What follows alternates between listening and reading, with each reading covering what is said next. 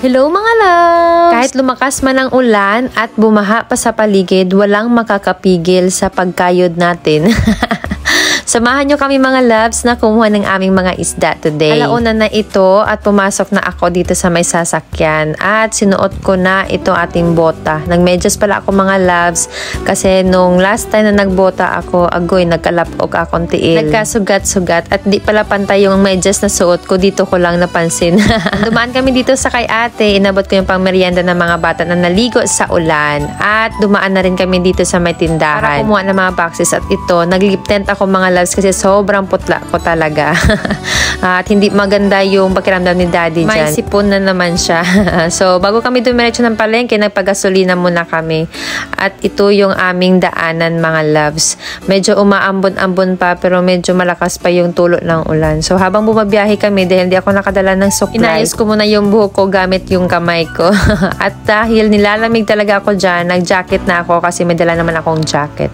So, nung pagkarating namin dito sa palengke, tamang-tama naman at kakarating lang din ng fish car ni Uncle Bubo. At meron ng mga naibaba na isda, itong bangos at panga. Kumuha na rin kami ng tilapia at itong last na kinuha namin is itong reject na galunggong. Hindi na ako nakapag-video ng iba pa naming isda kasi nagkakagulo na dahil hapon na.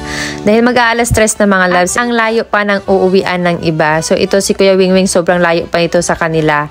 At ito din si Boss Bugoy at si ate. Hindi lang kami yung mga couple na kumukuha ng isda dito. So kung napapansin nyo mga loves, itong sasakyan namin na gamit ngayon is hindi si M&M or yung sasakyan namin. Dahil nasira yung sasakyan namin mga loves, pinaayos muna namin at itong gamit namin ngayon ay pinahiram lang sa amin ng aming kaibigan. Salamat Kuya Bulato. Ayan, parang kapatid na rin namin siya. So bago kami umuwi, dumaan muna kami dito kay Boss Joe at bumili ng ice. Tapos dumiretso na kami pauwi at papunta dito sa aming pangalawang pwesto. Pagdating namin dito mga loves, ay medyo pumapatak na naman yung ulan. Kaya dinali-dali na ni Daddy at saka ni Alvin. Nasawa yan siya ni Bibi na kasama ko sa pagtitinda.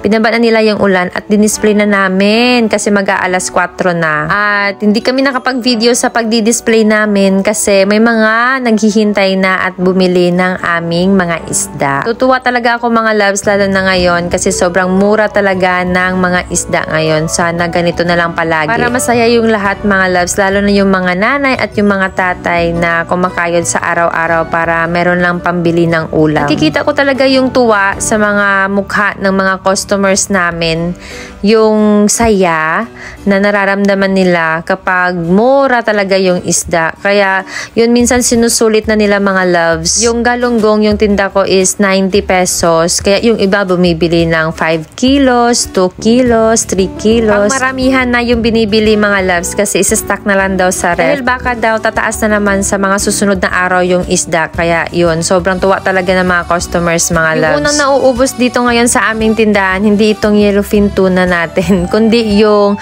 reject na galunggong or burot sa amin. Dahil ang tinda ko ng reject mga loves nasa 65 to 70 pesos lang. So yung 100 pesos nila sobrang dami na talaga. May get isa kalahating kilo na. Kaya yung reject talaga yung kinukuha ko na maramihan dahil yun yung hinahanap talaga ng mga customers ngayon. At masaya din sila dahil hindi sumaba yung presyo ng isda sa pagtaas ng presyo ng bigas dito ngayon sa amin. Ewan ko ba kung sa ibang lugar mas mataas din kasi dito may mga nag-harvest na at sobrang taas na ang presyo ng palay. At natutuwa talaga yung mga farmers ngayon, lalo na yung mga unang nag-harvest. Pero yun nga, mataas din yung presyo ng bigas ngayon. Sa araw-araw na pagtitinda namin dito mga loves, talagang nalalaman na namin yung mga saloobin ng aming mga mamimili dahil yun, sinishare din kasi nila sa amin. Dito kasi sa munisipyo namin mga loves, itong bayan ng Norala ay tinaguri ang the rice bowl of the South. Kaya kung napapansin nyo, puro palayan talaga ang nasa paligid namin. Dahil ito yung unang pinagkukunan talaga ng pangkabuhayan dito sa aming lugar. Kapag mahal yung presyo ng palay, sobrang saya talaga ng mga tao dito, lalo na yung may mga malapad na palayan. Kaya masaya talaga talaga sila kapag mahal yung presyo ng palay. Dahil makakabawi din sila sa ilang taon na pagkalugi. Opo, nalulugi daw sila dahil sobrang mahal ng mga fertilizers and chemicals na nilalagay sa palay. Pero yung presyo ng palay pagdating ng anihan, sobrang baba talaga, lalo na kapag tag-ulan. So sana wag munang bababa para maging masaya pa rin yung mga farmers namin dito. So ayun, so syempre masaya din kami na mga nagtitinda kapag anihan dahil konti lang yung utang mga loves or umuutang. Puro cash talaga yan sila kasi meron silang income. So yun. So ngayon, nag-iwan na pala ako ditong barilis natin. Nasa 13 kilos lang ito mga loves. At ito medyo mahal pa ito kaya ang tinda ko nito nasa 280 yata, 290. Nakalimutan ko. Pero kahit mahal, marami pa rin naghahanap kaya kumukuha lang talaga ako. Sinasabi ko kay Uncle Bubong mga nasa 10 to 15 kilos lang na kaya lang maubos. Saka nga pala mga loves, may isi-share lang ako sa inyo. Nung pag-transfer ko dito sa pangalawang pwesto namin, meron nang naunang nakapwesto dito actually. Mga nasa 3 to 4 days lang yata siya nag-display at tumigil siya. Kaya para siguro talaga ito sa akin. So nandito na kami nag-display mga loves, medyo naging okay yung aming benta. Hindi ganun kalaki pero at least hindi din ganun kaliit na parang titigil na ako sa pagtinda ng isda dahil bakit naman ako magpapatuloy sa pagtitinda kung lugi naman yung aking isdaan, 'di ba? Kung wala naman akong kita na nakikita. Ano daw? Kita na nakikita. Ayun. Doon sa una naming pwesto mga loves, nandun pa rin yun.